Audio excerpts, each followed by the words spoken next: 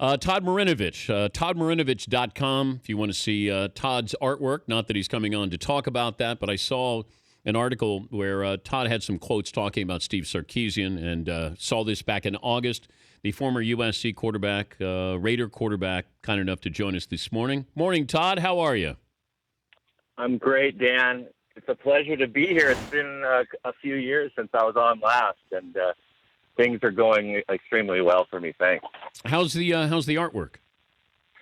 The artwork is it's a process, but I was just talking to your producer, and it definitely was a positive me coming on the show last time, because you've got a tremendous amount of followers and listeners.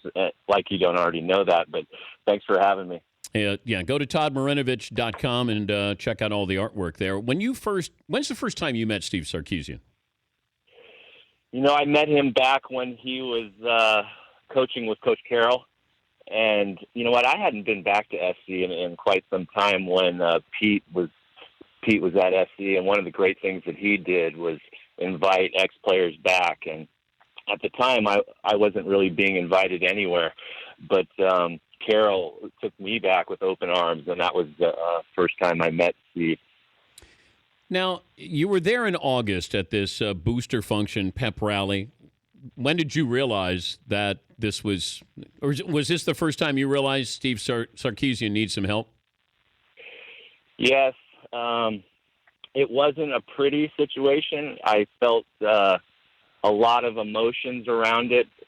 For one, he was sharing with me some really heartfelt feelings, how he felt towards me. And I couldn't help but doubt the things he was saying. But when I look back on it, I'm a little bit older than him, and he was sharing with me of how important I was to the USC program as being really setting the program as a quarterback U, and kind of transferring it from, tailback U, which I grew up with for so many years. And I had mixed emotions, because I knew he was intoxicated and beyond the point of being able to get up in front of people. And so I just felt the need to step in and try to help in going to the powers that be and saying, let's not do this. And in the process of me doing that, over the loudspeaker I hear, and ladies and gentlemen, your coach, Steve Sarkeesian. So my efforts fell short, and then he went on, and the rest is history. And what it says to me, Pat, is that somebody in his position to be using alcohol the way that he did, it's not just a weekend thing. It's somebody that's in pain and hurt and needs help. But so you go up to Pat Hayden and say he's in no condition to go up on stage? It was actually the person that had the headset on, who was running the show. Okay. And I was just too late. And Pat was there. He spoke first, and I was saying how eloquent Mr. Hayden is, and that's not anything anybody doesn't know. He's a bright man, and I look up to Pat Hayden, always have. But now Coach Sarkeesian, on the other hand, his intentions were good, and I also want to say this doesn't make him a bad guy or a bad coach. It's a human being that has an issue that really needs family, friends, and support. Because what I've learned through my experience is I couldn't do this thing alone. And without people around me, I wouldn't be here talking with you. But what bothered me about it, Todd, is that he goes through this in August, and then there was sort of, I'm gonna deal with this while still coaching. And I said, it's not possible. I mean, no. Am I right? I agree with you, Pat, without a doubt.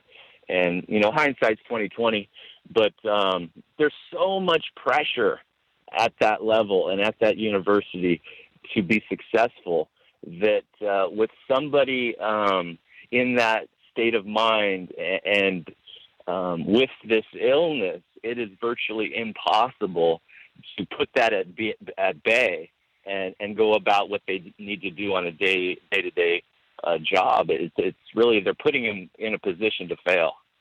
He said Todd Marinovich, former USC quarterback, had his battles with heroin addiction, which he's spoken about at length on the program here on the Dan Patrick Show. Will you reach out to Steve Sarkeesian?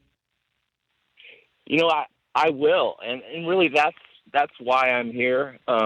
Just in general on the planet, is I feel almost passionate about that I've been given a gift, and that gift is really being present and getting to live this human experience without being medicated. And I just couldn't do that, Dan, for most of my life.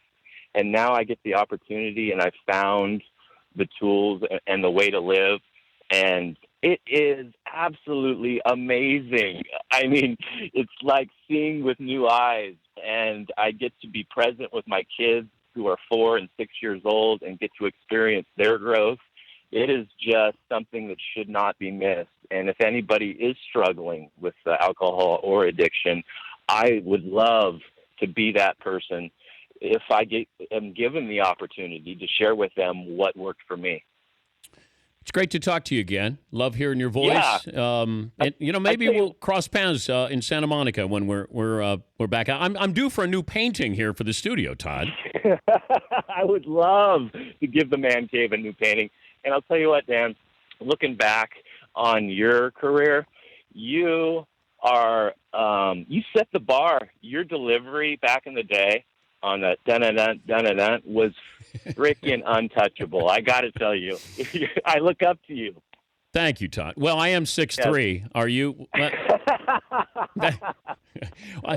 We're eye to eye then, Pat. Okay. We'll cross paths. Maybe I'll come down to the studio in Santa Monica when I'm out there, if that's okay. I would love that. What Great about to talk. A nude painting for the studio? Yes. That's right up my alley, Dan. I tell you what, I can do that. All right. Yeah, great. And you know what? I'm going to be on just a Trojan horse, and I think that should be pretty good. Thank you very much, Dan. I really appreciate you having me on. Thank you, Todd. There you go. A little fight on there. We'll put his artistic talents to the test. I'll go in there. A Trojan horse.